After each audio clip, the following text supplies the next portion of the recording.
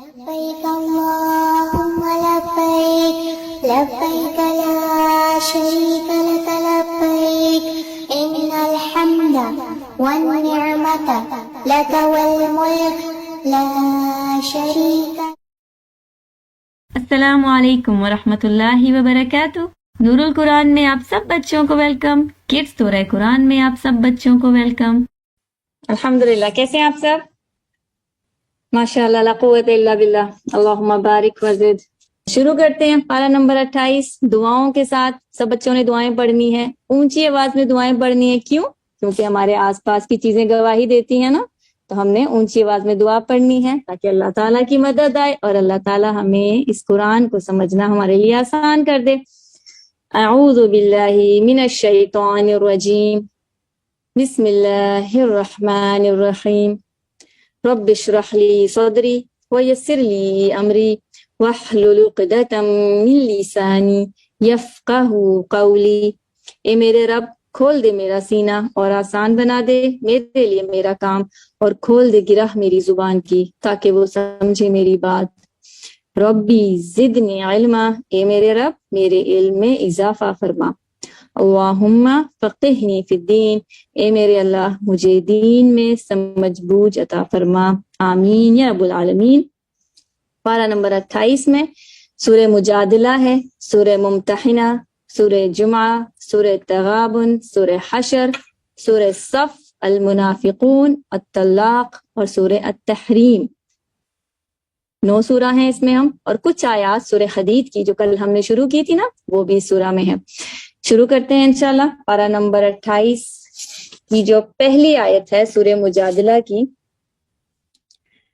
قد سمع اللہ قول التي تجادلك في زوجها وتشتكي إلى الله والله يسمع تحاوركما إن الله سميع بصير. یہ اشارہ ہے ایک واقعے کی طرف. ایک صحابیہ تھی حضرت خولہ، وہ اپنے شوہر کی ایک کمپلین لے کر، ایک شکایت لے کر نبی صلی اللہ علیہ وسلم کے پاس آئیں، اور نبی صلی اللہ علیہ وسلم کے پاس جا کر انہوں نے اپنے شوہر کے بارے میں بتایا کہ ان کے شوہر نے کوئی زیادتی کی ہے، اور نبی سے کہا کہ وہ فیصلہ کریں کہ کون صحیح ہے. نبی صلی اللہ علیہ وسلم کے پاس ان کے اس مسئلے کا حل نہیں تھا، اور وہ خاموش ہو گئے، کیونکہ آپ صلی اللہ علیہ وسلم تب تک فیصلہ نہیں سنا سکتے تھے جب تک ان کے شوہر کی بھی بات نہ سن لیں، یعنی دونوں کی بات نہ سن لیں. پھر حضرت خولہ نے اللہ سے فریاد کی، اللہ سے دعا کی کہ اللہ انصاف کرے، اللہ فیصلہ کرے. پھر سبحان اللہ، اللہ نے ان کی بات سن لی اور سورہ مجادلہ کی یہ آیات اللہ نے نازل کی.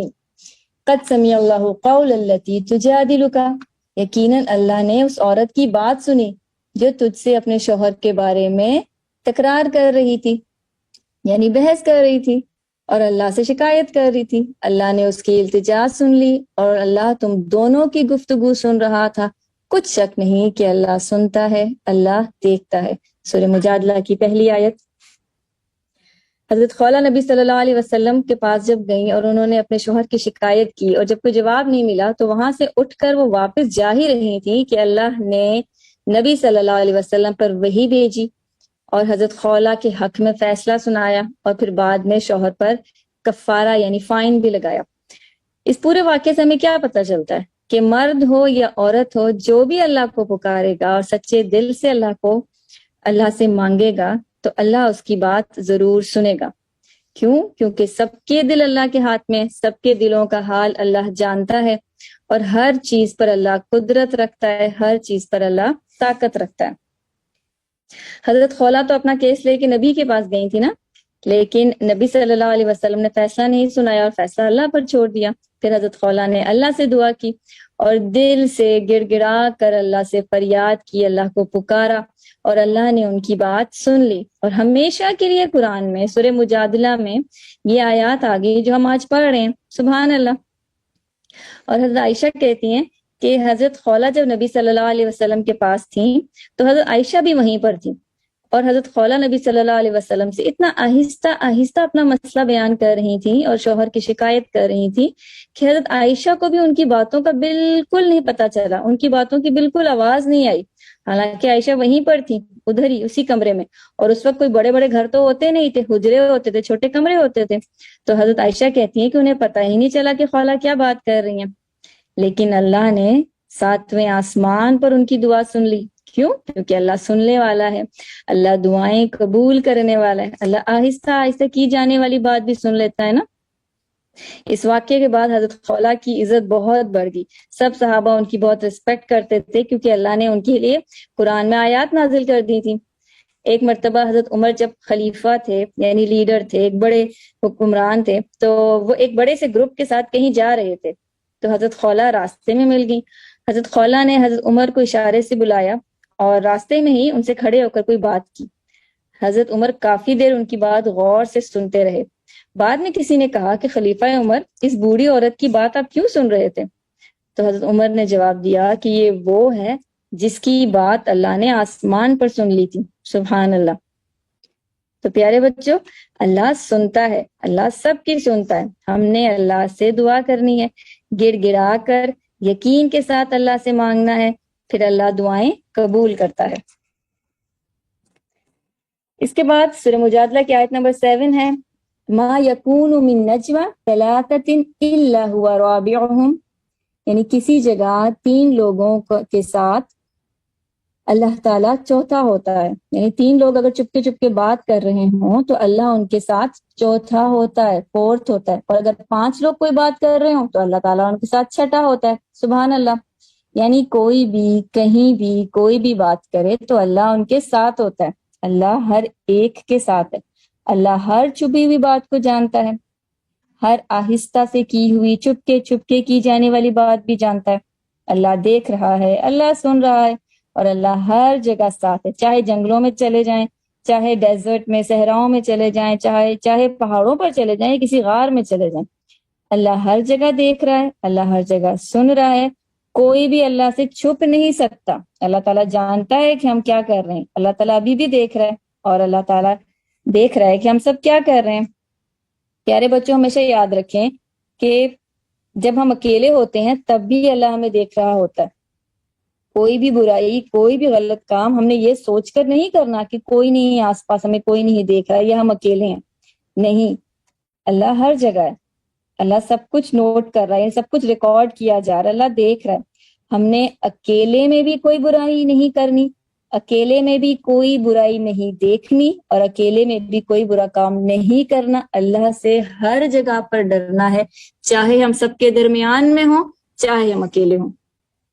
اس کے بعد اللہ تعالیٰ کہتے ہیں، انما النجوى من الشیطان، بے شک نجوہ، سرگوشیاں، چپکے چپکے برائیاں کرنا یہ شیطان کی چال ہے. اور کیوں ہے؟ تاکہ وہ ایمان والوں کو غمگین کر دے، ایمان والے پریشان ہو جائیں. یعنی چپکے چپکے برائی کرنا، سیکرٹس کرنا. جب 2 لوگ جان کر ایک دوسرے کے کان میں سیکرٹس کرتے ہیں نا تاکہ تیسرے کو تنگ کریں، تو یہ شیطان کی طرف سے ہوتا ہے، شیطان کی چال ہوتی ہے تاکہ وہ مسلمانوں کو نقصان پہنچائے. کیونکہ شیطان تو مسلمان کا دشمن ہے، مسلمان کو تنگ کرنا چاہتا ہے. وہ چاہتا ہے کہ مسلمان آپس میں بھائی بھائی نہ ہو، ایک دوسرے سے نفرت کریں، ایک دوسرے سے لڑائی کریں. اسی لیے وہ لوگوں کو وسوسے ڈالتا ہے، ایک دوسرے کے خلاف کر دیتا ہے، اور پھر لوگ ایک دوسرے کے کان میں چپکے چپکے بات کرتے ہیں. اس سے کیا ہوتا ہے؟ دلوں میں نفرت پڑتی ہے. حدیث میں ہے کہ جب تم 3 لوگ ایک ساتھ بیٹھے ہوں تو ان میں سے ایک کو چھوڑ کر 2 آپس میں چپکے چپکے بات نہ کریں، کیونکہ اس سے تیسرے بچے کو دکھ پہنچے گا، یعنی وہ ہرٹ ہوگا. تو ہم نے کبھی بھی چپکے چپکے برائی نہیں کرنی. کیوں؟ کیونکہ شیطان مومنوں کو تنگ کرنا چاہتا ہے، چپکے چپکے بات کرنے پر اکساتا ہے تاکہ مومن غمگین ہو. اب ہم چپکے چپکے بات کب کر سکتے ہیں؟ یعنی اگر کسی کو اچھی بات بتانی ہو، یا کوئی نیکی کی بات بتانی ہو، یا کسی کی اصلاح کرنی ہو، تب ہم خاموشی سے سرگوشی کر سکتے ہیں. یعنی کسی کو آرام سے بتا دینا کہ یہ کام غلط ہے، ایسا نہیں کرنا، اس کو ایسے کرنا ہے، تاکہ اگلا اپنے آپ کو ٹھیک کر لے، اگلے کی اصلاح ہو جائے. تو یہ ہم کر سکتے ہیں چپکے چپکے آرام سے. لیکن اگر برائی کی بات ہے تو ہم برائی کی باتیں چھپ چھپ کر کرنا یہ منع ہے. یہاں سورہ مجادلہ کمپلیٹ ہوتی ہے. اس کے بعد سورہ حشر شروع ہوتی ہے. سورہ حشر میں اللہ تعالیٰ آیت نمبر 21 میں بتاتا ہے، لو انزلنا هذا القرآن على جبل لرأيته خاشعا متصدعا من خشیت اللہ، اگر یہ قرآن کسی پہاڑ پر اتارا جاتا تو پہاڑ کیسا ہو جاتا؟ اللہ کے خوف سے دب جاتا، پھٹ جاتا، بیٹھ جاتا۔ یعنی اگر پہاڑ کو بھی اللہ تعالیٰ انسان کی طرح سمجھنے کی طاقت دیتا تو وہ پہاڑ بھی قرآن کی باتیں سن کر، اللہ کے حکم سن کر پھٹ جاتا۔ پہاڑ جو اتنا بڑا ہوتا ہے، اتنا مضبوط ہوتا ہے، اس کا یہ حال ہو سکتا ہے تو ہمارا کیا حال ہونا چاہیے؟ یعنی یہاں انسان کو سمجھایا جا رہا ہے، یعنی ہمیں سمجھایا جا رہا ہے، آپ کو سمجھایا جا رہا ہے، ہمیں ڈرایا جا رہا ہے کہ قرآن سن کر اس کا اثر ہونا چاہیے، ورنہ انجام پہاڑ کی طرح ہوگا۔ کیا آپ کو قرآن پڑھ کے فرق لگتا ہے؟ جب ہم پہلے قرآن کو نہیں پڑھتے تھے، نہیں سمجھتے تھے، تب اور اب جب پڑھ رہے ہیں کوئی فرق لگتا ہے؟ قرآن اثر کر رہا ہے؟ اللہ تعالیٰ کہتے ہیں قرآن کا اثر ہوتا ہے، فرق لگتا ہے نا؟ ایمان بڑھتا ہے، ہماری اللہ سے دوستی ہو جاتی ہے، قرآن ہمیں مشکل نہیں لگتا، پھر ہمارا اچھے اچھے کام کرنے کو دل کرتا ہے نا۔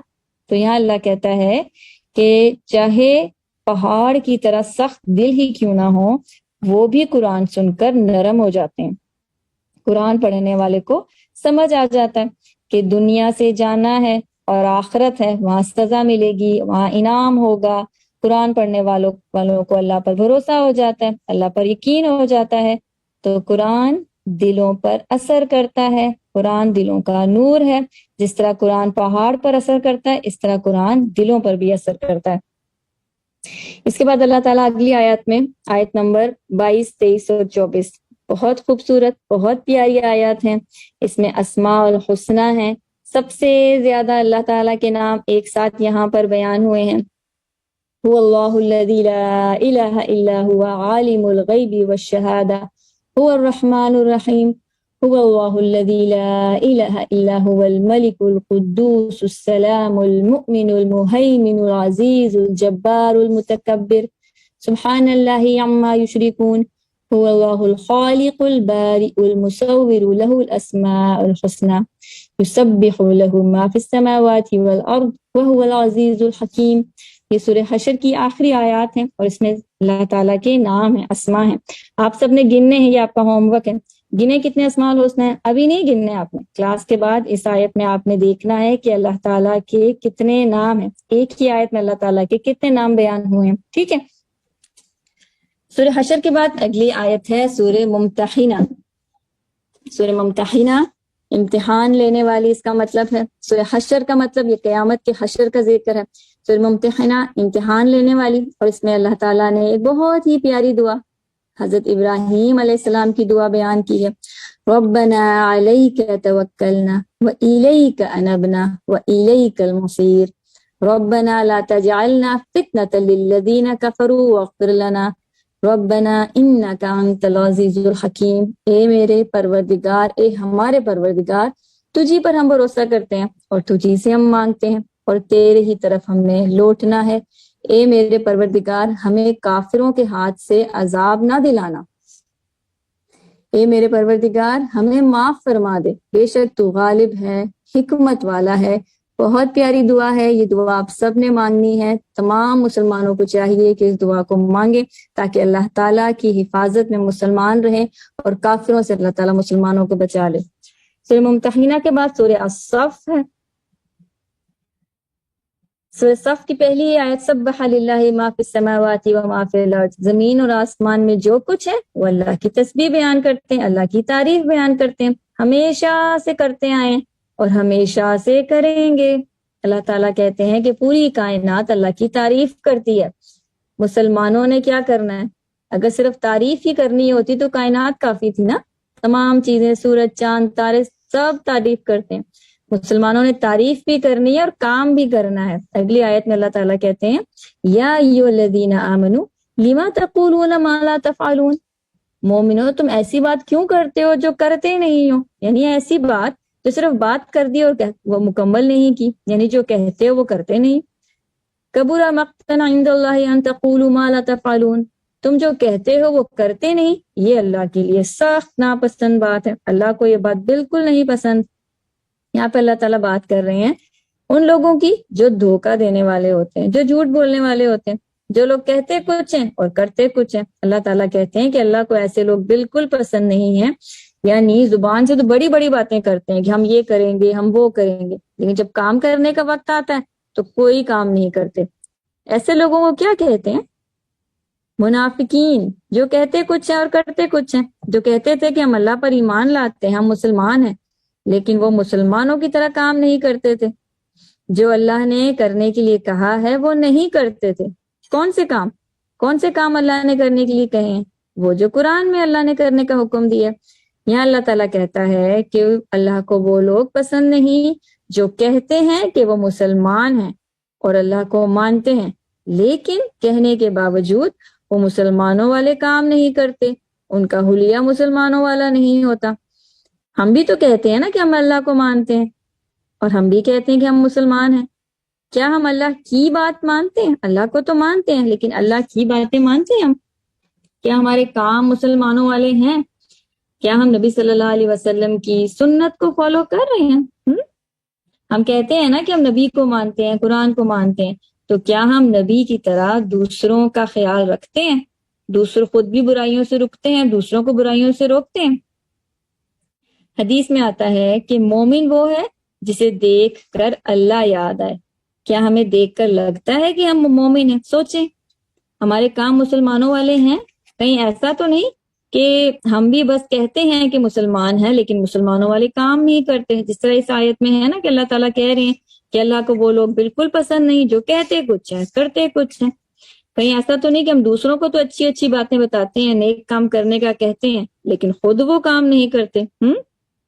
ہم اگر زبان سے کہتے ہیں نا کہ ہم مسلمان ہیں تو ہمارے سارے کام مسلمانوں والے ہونے چاہیے، یعنی کافر والے کوئی کام نہ ہو، منافق والے کوئی کام نہ ہو، ورنہ کیا ہوگا؟ اللہ کیا کہہ رہے ہیں؟ اللہ کو وہ لوگ پسند نہیں ہیں جو لوگ کہتے ہیں کہ مسلمان ہیں لیکن پھر بھی اللہ کی بات نہیں مانتے۔ ہم نے ایسا بننا ہے جسے دیکھ کر اللہ یاد آئے۔ مسلمانوں والے کام کرنے ہیں، جو ہم کہتے ہیں وہ کرنا بھی۔ اگر ہم خود کو مسلمان کہتے ہیں تو ہم نے مسلمانوں والے کام بھی کرنے ہیں۔ سورہ صف کے بعد اگلی سورہ سورہ جمعہ ہے۔ نبی صلی اللہ علیہ وسلم جمعے کی نماز میں سورہ جمعہ سورہ منافقون پڑھا کرتے تھے۔ یہاں جمعے کے دن کے کچھ احکامات ہیں، اور جمعے کو جمعہ کیوں کہتے ہیں؟ کیونکہ اس دن اللہ تعالیٰ نے تمام مخلوق کو بنا دیا تھا، تمام تخلیق سے فارغ ہو گئے تھے اور تمام مخلوق اس دن جمع ہو گئی تھی، اسی لیے اس کو جمعہ کہتے ہیں۔ سورہ جمعہ کی آیت نمبر 5 میں گدھے کی مثال دی گئی ہے۔ اللہ تعالیٰ یہاں مسلمانوں کو بتا رہے ہیں کہ جو یہود تھے نا، یہود جو پہلے ہے کہ مسلمان تھے، اللہ تعالیٰ کہہ رہے ہیں کہ مثل الذین حملوا التوراۃ ثم لم يحملوها كمثل الحمار، یعنی جن لوگوں کو اللہ نے تورات دی تھی انہوں نے اس پر عمل نہیں کیا، ان کی مثال اس گدھے کی جیسی ہے جس پر بہت ساری کتابیں ڈال دی ہو۔ کبھی آپ نے گدھے کو دیکھا؟ گدھے کو سامان اٹھاتے ہوئے دیکھا؟ اسے پتہ ہی نہیں ہوتا کہ اس کے اوپر کیا ہے، لکڑیاں ہیں یا پتھر ہیں یا کتابیں ہیں، اور پتہ ہی نہیں ہوتا اگر کتابیں ہیں تو اس میں کیا لکھا ہوا ہے۔ تو اللہ تعالیٰ کہتے ہیں جس طرح گدھے کو معلوم نہیں ہوتا نا کہ اس کے اوپر جو کتابیں ہیں اس میں کیا لکھا ہوا ہے، اسی طرح جو یہودی ہیں وہ تورات کو تو ہاتھوں میں اٹھاتے ہیں، اس کو پڑھتے ہیں، اس کو چومتے ہیں، اس کو اونچا رکھتے ہیں، لیکن انہیں بھی نہیں پتا ہوتا کہ تورات میں اللہ نے کیا حکم دیا۔ وہ نہیں غور کرتے، وہ نہیں جانتے، وہ سوچتے نہیں ہیں۔ یہ مثال کوئی ملتی جلتی لگ رہی ہے آپ کو؟ اللہ نے یہاں یہودیوں کا بتایا ہے جو پہلے کے مسلمان تھے، انہوں نے تورات کو چوما، سنبھالا، اونچا رکھا، لیکن سمجھا نہیں۔ کیا آج ہم قرآن کو سنبھالتے ہیں؟ بالکل سنبھالتے ہیں۔ قرآن کی عزت کرتے ہیں؟ بالکل عزت کرتے ہیں، چومتے ہیں، جی چومتے ہیں۔ اور کیا ہم قرآن کو سمجھتے ہیں؟ جب قرآن کی تلاوت ہوتی ہے کیا ہمیں سمجھ آتا ہے؟ سوچیں، کیونکہ اگر مسلمان بھی قرآن کو نہیں سمجھتے تو ان کی مثال بھی اسی طرح ہوگی جس طرح اس آیت میں بیان کی گئی ہے، جسے کچھ پتہ ہی نہیں ہوتا کتابوں میں کیا ہے جو اس پر لادی ہوئی ہے۔ تو پیارے بچوں، کیا سمجھ آیا؟ قرآن کے معنی کو سمجھنا ہے۔ اللہ تعالیٰ پرانے قوموں کا واقعہ، پرانے قوموں کا ذکر کیوں بتاتے ہیں؟ تاکہ ہم اس کو ریپیٹ نہ کریں، ہم وہ غلطی نہ کریں جو یہود نے کی اور کتابوں کو چھوڑ دیا۔ ہم نے اس غلطی کو ریپیٹ نہیں کرنا، قرآن کے مطلب کو سمجھنا ہے اور ہم نے قرآن کو پڑھنا ہے۔ اس کے بعد جمعے کے کچھ احکام ہیں سورہ جمعہ میں کہ جمعے کا دن جمعے کی نماز کا دن ہے، یعنی اللہ تعالیٰ فرماتے ہیں کہ جب جمعے کے دن نماز کے لیے اذان دی جائے تو نماز کے لیے جلدی کرو اور خرید و فروخت شاپنگ وغیرہ بند کر دو۔ اللہ تعالیٰ فرماتے ہیں کہ جمعے کے دن جب جمعے کی اذان ہو تو اپنے کام چھوڑ کر بازار بند کر کے نماز کے لیے آ جاؤ۔ سوچیں یہ کون کہہ رہا ہے؟ یہ اللہ کہہ رہا ہے، نماز جمعہ کی اہمیت بتا رہا ہے کہ جمعے کی پہلی اذان کے بعد کاروبار بند کر دو اور نماز کے لیے آ جاؤ، جمعے کا خطبہ سنو، نماز پڑھو، سارے کام چھوڑ کر کچھ دیر کے لیے مسجد میں آ جاؤ۔ اب جمعے کے دن ہمیں کیا کرنا چاہیے؟ جمعے کے دن ہمیں نبی صلی اللہ علیہ وسلم پر درود بھیجنا ہے، بہت زیادہ درود بھیجنا ہے، پھر سورہ کہف کی تلاوت کرنی ہے، مسواک کرنا ہے، غسل کرنا ہے، خوشبو لگانی ہے، صاف ستھرے کپڑے پہننے ہیں اور جمعے کے لیے مسجد جانا ہے۔ نبی صلی اللہ علیہ وسلم نے فرمایا کہ بہترین دن جس میں سورج طلوع ہوتا ہے وہ جمعے کا دن ہے، یعنی سب سے بیسٹ ڈے پورے ویک کا کون سا ہے؟ جمعے کا دن ہے۔ جس طرح بیسٹ منتھ رمضان ہے، اسی طرح بیسٹ ڈے جمعہ ہے۔ اسی دن آدم علیہ السلام کو پیدا کیا گیا، یعنی پہلا انسان جمعے کے دن پیدا ہوا، اسی دن جنت میں داخل ہوا اور اسی دن جنت سے نکالا گیا، اور جمعے والے دن ہی قیامت بھی آئے گی۔ جمعے کے دن ہر مسلمان کو غسل کرنا چاہیے، مسواک کرنی چاہیے اور خوشبو لگانی چاہیے۔ آج سے آپ سب بچوں نے جمعے کے تمام کام ضرور کرنے ہیں۔ اس دن کو باقی دنوں سے مختلف اور خاص اسپیشل رکھنا ہے، اور وہ کام کرنے ہیں جو جمعے کے دن نبی صلی اللہ علیہ وسلم نے کیے تھے اور نبی نے ہمیں کرنے کا حکم دیا ہے۔ سورہ جمعہ کے بعد اگلی سورہ سورہ منافقون ہے۔ پوری سورہ منافقین کے بارے میں ہے، اس میں منافقین کی باتیں ہیں۔ اور منافق کون ہوتا ہے؟ حدیث میں آتا ہے کہ منافق کی 3 نشانیاں ہیں۔ جب بات کرے تو جھوٹ بولے، جب وعدہ کرے تو توڑے، جب امانت کوئی رکھوائی جائے اسے تو وہ اس میں خیانت کرے۔ یہاں پر آپ ایک بات نوٹ کر لیں کہ جب بھی قرآن میں منافقین کی بات ہوتی ہے نا، تو آپ کبھی بھی یہ نہ سوچیں کسی اور کے بارے میں کہ وہ منافق ہے، وہ جھوٹ بولتا ہے۔ نہیں، ہم نے اپنے آپ کو چیک کرنا ہے۔ قرآن ہمارے لیے، کسی اور کو نہیں ہم نے اس پہ فٹ کرنا، خود ہم نے دیکھنا ہے کہ کہیں میں تو منافق نہیں ہوں، کہیں میں تو نہیں جھوٹ بولتی، کہیں میں تو نہیں دھوکہ دیتی۔ اور دوسروں کو جج نہیں کرنا، ہم نے خود کو جج کرنا ہے۔ اور منافقت کا علاج کیسے، یعنی کیسے ہم اپنے اندر سے نفاق کو نکال سکتے ہیں؟ اللہ کی راہ میں خرچ کر کے، کیونکہ منافق کنجوس ہوتا ہے، وہ جمع کر کر کے رکھتا ہے اور کسی کو نہیں دیتا۔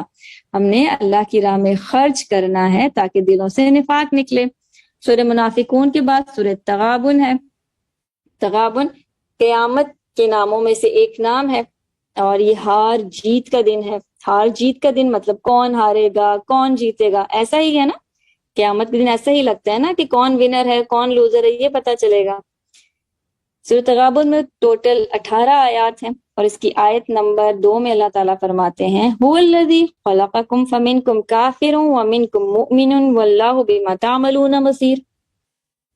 اللہ نے تمہیں پیدا کیا ہے تو تم میں سے کوئی کافر ہو گیا اور کوئی مومن، یعنی اللہ تعالیٰ نے سب کو ایک جیسا بنایا ہے، سب کو نعمتیں دی ہیں، سب کے لیے سورج ہے، سب کے لیے چاند ہے، سب ایک جیسے انسان ہیں، سوتے ہیں، جاگتے ہیں، کھاتے ہیں، لیکن ان میں سے کوئی کافر ہے جو اللہ کو نہیں مانتا اور کوئی مومن ہے جو اللہ کو مانتا ہے۔ پھر اللہ تعالیٰ کہتے ہیں واللہ بما تعملون بصیر، اور اللہ دیکھ رہا ہے جو تم کر رہے ہو۔ یعنی اللہ تعالیٰ اس آیت میں بتاتے ہیں کہ اللہ تعالیٰ نے انسان کو ایک آزادی دی ہے، ایک چوائس دی ہے، صحیح اور غلط کا سب کو بتا دی ہے، سب کو پتا ہے کہ صحیح کیا ہے اور غلط کیا ہے۔ یہ جو چوائس ہے نا، یہی تو ہمارا ٹیسٹ ہے کہ ہم کیا چوز کرتے ہیں۔ اللہ نے مسلمان کو بھی پیدا کیا، اللہ نے کافر کو بھی پیدا کیا، پھر ان کی چوائس جیسی ہوگی ویسا ہی وہ کام کریں گے اور ویسا ہی ان کو رزلٹ ملے گا۔ یہ چوائس صرف انسانوں کے پاس ہے، ورنہ کائنات کی ہر چیز تو ویسے ہی اللہ کی عبادت کرتی ہے، اللہ کی بات مانتی ہے، اور ہر چیز اپنا اپنا کام کر رہی ہے۔ سورج اپنا کام کر رہا ہے، زمین اپنا کام کر رہی ہے، فرشتے اپنا کام کر رہے ہیں، سب اللہ کی بات مانتے ہیں نا۔ انسانوں نے کیا کرنا ہے؟ انسانوں نے بھی اللہ کے کام کرنے ہیں اور زندگی ویسی گزارنی ہے جیسا اللہ کا حکم ہے۔ انسانوں کے پاس چوائس ہے، باقی کسی کے پاس چوائس نہیں ہے۔ اس کے بعد اگلی سورہ سورہ الطلاق ہے۔ اس کو سورہ نساء صغرا بھی کہتے ہیں، یعنی سورہ نساء میں جو بات بہت کھول کر بیان کی گئی ہے نا، وہ سورہ طلاق میں بالکل خلاصہ کر کے بیان کر دی گئی ہے۔ اس میں گھریلو زندگی کے مسئلے ہیں، یعنی گھر کے مسئلے، گھر کی زندگی کے اہم مسئلوں پر بات کی گئی ہے۔ سورہ طلاق کے بعد سورہ تحریم ہے۔ سورہ تحریم میں اللہ تعالیٰ فرماتے ہیں کہ دنیا کی ہر چیز اللہ نے بنائی ہے نا، دنیا اللہ نے بنائی ہے، اللہ ہی بادشاہ ہے، تو یہاں کا قانون بھی اللہ کا ہے نا، رولز بھی اللہ ہی بنائے گا۔ یعنی اللہ جس کام کا کہہ دے کہ وہ حلال ہے، وہ ہمارے لیے حلال ہے، اس کو ہم کر سکتے ہیں، اور جس کام کا کہہ دے کہ وہ حرام ہے، وہ ہم نے نہیں کرنا، کیونکہ اللہ کے علاوہ اور کوئی بھی حلال اور حرام ڈیسائیڈ نہیں کر سکتا۔ یہاں تک کہ اپنی طرف سے جو انبیاء ہیں نا، وہ بھی نہیں ڈیسائیڈ کر سکتی، یہ صرف اللہ کی ذات ہی کر سکتی ہے کہ کیا حلال ہے اور کیا حلال نہیں ہے، یعنی کیا الاؤڈ ہے اور کیا الاؤڈ نہیں ہے، یہ صرف اللہ کی ذات ہی کر سکتی ہے، اور کوئی یہ رول یہ اصول نہیں بنا سکتا۔ ہم نے کیا کرنا ہے؟ اللہ نے جس کام کا کہا ہے وہ کرنا ہے، جس کام سے منع کیا ہے وہ نہیں کرنا۔ سورہ تحریم کی آیت قُوْا أَنفُسَكُمْ وَأَهْلِيكُمْ نَارًا، خود کو اور گھر والوں کو یعنی فیملی کو آگ سے بچاؤ۔ یہاں اللہ تعالیٰ مسلمانوں کو ایک ذمہ داری دے رہا ہے، ایک ریسپانسبلٹی دے رہا ہے۔ اللہ کہتا ہے کہ بندہ مومن کا سب سے بڑا کام کیا ہے، سب سے بڑی ڈیوٹی کیا ہے، کہ خود کو اور اپنی فیملی کو آگ سے بچانا ہے۔ کون سی آگ؟ آخرت کی سزا سے بچانا ہے۔ کیسے بچیں گے آگ سے؟ اللہ کی بات مان کر، اچھے کام کر کے، برائیوں سے، گناہوں سے، بے حیائیوں سے بچ کر۔ تو اللہ تعالیٰ کہتا ہے کہ پہلے خود کو آگ سے بچاؤ، پھر گھر والوں کو بچاؤ۔ اگر ابھی آپ بچے 7 سال کے ہیں، 7 سال سے بڑے ہیں، اور آپ کی ماما یا بابا آپ کو نماز کا کہتی ہے نا، یا 10 سال کے جو بچے ہیں اور نماز کے لیے سختی کرتے ہیں، تو یہ تو ان کی ڈیوٹی ہے، اس طرح تو ان کو کرنا چاہیے، کیونکہ اللہ تعالیٰ نے کہا ہے۔ اور اسی طرح اگر آپ پر روزے فرض ہیں اور آپ کی ماما آپ کو سحری کے لیے اٹھاتی ہیں، روزہ رکھنے کا کہتی ہیں، اور روزے میں وہ تمام احکام جو ہوتے ہیں اس کو فالو کرنے کا کہتی ہیں، تو یہ تو سب ان کی ڈیوٹی ہے۔ اور یہ ڈیوٹی کس نے لگائی ہے؟ یہ اللہ نے لگائی ہے۔ اور والدین ایسا کیوں غیر کرتے ہیں؟ کیوں نماز، روزے اور قرآن کا کہتے ہیں؟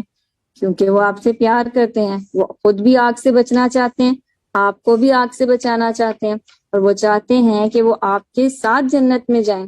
اور ابھی سے، بچپن سے آپ کو یہ نماز روزے کی عادت ہو، تاکہ جب آپ بڑے ہو جائیں اور یہ سب کچھ فرض ہو جائے تو آپ آسانی سے ان فرض کو ادا کر سکیں۔ اس کے بعد آیت نمبر 8 توبۃ نصوحہ کی بات ہے، سچی توبہ۔ ہم سب نے سچی توبہ کرنی ہے۔ قرآن میں کئی مرتبہ اللہ تعالیٰ نے توبہ کا ذکر کیا ہے، یہاں اللہ تعالیٰ دوبارہ توبہ کر رہا ہے۔ بار بار اللہ توبہ کے بارے میں کیوں بتاتا ہے؟ کیونکہ اللہ تعالیٰ میں انکریج کرتا ہے نا کہ کوئی بات نہیں، غلطی ہوگی ہے تو معافی مانگو، سچی توبہ کرو۔ سوچے کوئی گناہ، کوئی غلطی اگر آپ نے کبھی کی ہو تو ابھی آپ نے اس سے توبہ کرنی ہے، اللہ سے معافی مانگنی ہے کہ آئندہ میں یہ گناہ نہیں کروں گی۔ اور توبہ کرنے کی شرائط کیا ہیں؟ توبۃ النصوحہ کی شرائط کیا ہیں، یعنی کیا کنڈیشنز ہیں؟